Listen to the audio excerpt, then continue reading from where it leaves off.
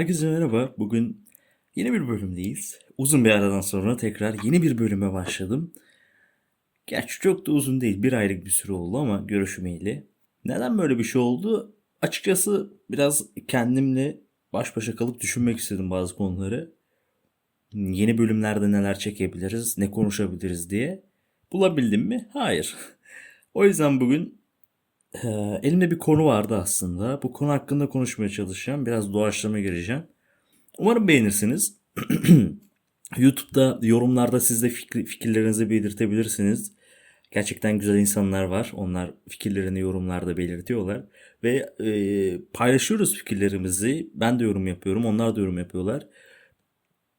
Farklı bakış açıları kazanıyoruz. Bu da çok güzel bir şey. Siz de orada YouTube'da bizi takip edebilirsiniz. Eğer bunu Spotify'dan dinliyorsanız. Evet, bugünkü konuşacağımız konu din ve inanç dediğimiz şeyler neler?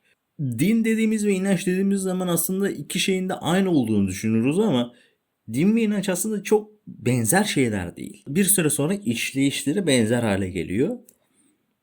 Çünkü din de bir inanma şekli. İnanç dediğimiz şey de inanma şekli. Şimdi din tabii ki de kutsal bir şey. Çünkü insanlar bunu inanıyor ve saygı duyuyor.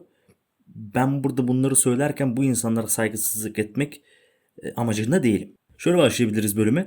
Bölüm 5'te yanlış hatırlamıyorsam yerleşik hayatla ilgili bir bölümdü ve yerleşik hayatta ilkel insanların, avcı toplayıcıların yerleşik hayata geçtiklerinde ne gibi değişiklikler meydana geldiğini anlatmaya çalışmıştım dilim döndüğünce. Şimdi burada tabii ki de insanın ki orada da bahsetmişimdir büyük ihtimal. Fiziksel anlamda bir değişimi var zaten evrimsel süreçte geliştiği için. Ama bunun yanında psikolojik olarak da gelişiyor. Ve yerleşik hayat psikolojinin gelişmesi için çok çok büyük bir vakit yaratıyor. Çünkü eskiden nasıl yerleşik hayatta ki bahsettim. Günün büyük bir bölümünü zaten insanlar ekerek, yiyerek, hayatta kalarak geçiriyorlardı. Yemek bulmaya çalışıyorlardı. Kardeşim sen yerleşik hayata geçtin. Mis gibi cillop. Tarımını yapıyorsun yan tarafta. Ekiyorsun, domatesini yiyorsun. Hani misal. Ve günün bu nereden baksan 2-3 saat. Ya da artık sınıf farklılıkları oluşmaya başladığı için bu işi yapacak olan adamlar var. Sınıf farklılığından dolayı bu işi yapacak olan bir sınıf oluşuyor. Bu işi yapmayacak olan bir sınıf da oluşuyor. İşte bu işi yapmayacak olan sınıf bazı şeyleri psikolojik olarak yorumlamaya başlayacak. Tabii bu dinin bu andan başladığının bir kanıtı değil bence. Çünkü ben Celal Şengör'ün bir videosunu izlemiştim YouTube'da. İnançlarla ilgiliydi galiba. Din ve inanç olması lazımdı ki burada söyleyeceklerim çoğu oradan alıntı olabilir. O videoyu izlerseniz açıkçası daha siz için yararlı olur. Orada da şöyle bir şey diyordu. İlk insanlar bizim ilk atalarımız diyeyim.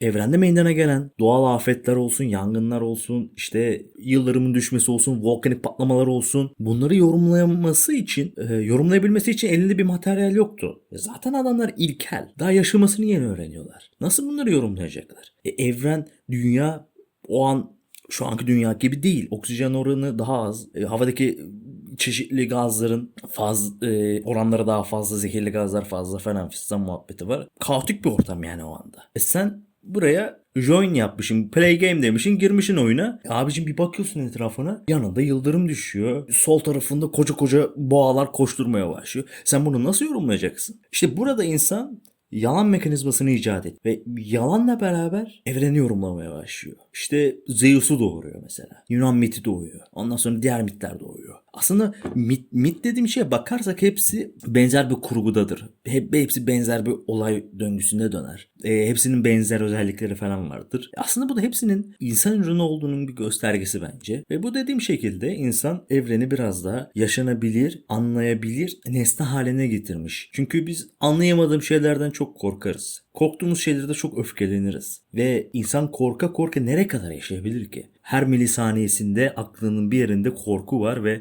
sen yaşamaya çalışıyorsun.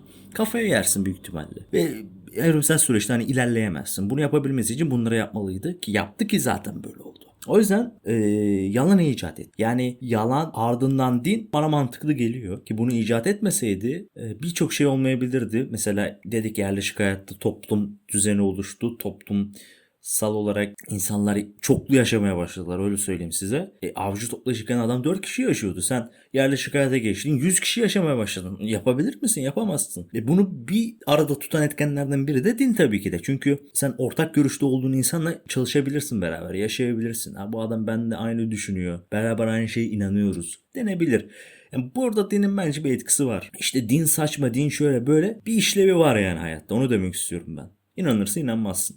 Peki inanç dediğimiz şey ne tam olarak? İnanç dediğimiz şey adı üstüne inanmak, herhangi bir şey. Sadece dinsel, tanrısal boyutta değil bu. Herhangi bir şeye inanabilirsiniz. Bir kaleme inanabilirsiniz. Kalemin varlığına inanıyorsanız bu da bir inançtır. İnanmadır. Yani inanç dediğimiz şey aslında bizim bilincimizdeki bilgilerin ilerleyen süreçte doğrular olup bu doğruları inanç haline getirmemizdir. İnançlarımız hep bizim doğrularımızdır. Hep doğru olduğunu düşünürüz inançlarımızın. İnsanlarla ilişkimizde de bize en yakın fikirle kim varsa onunla iyi anlaşıyoruz. Bizim fikirlerimize, doğrularımıza yakın olan insanlarla iyi anlaşabiliyoruz ama uzaksa o adam anlaşamıyoruz.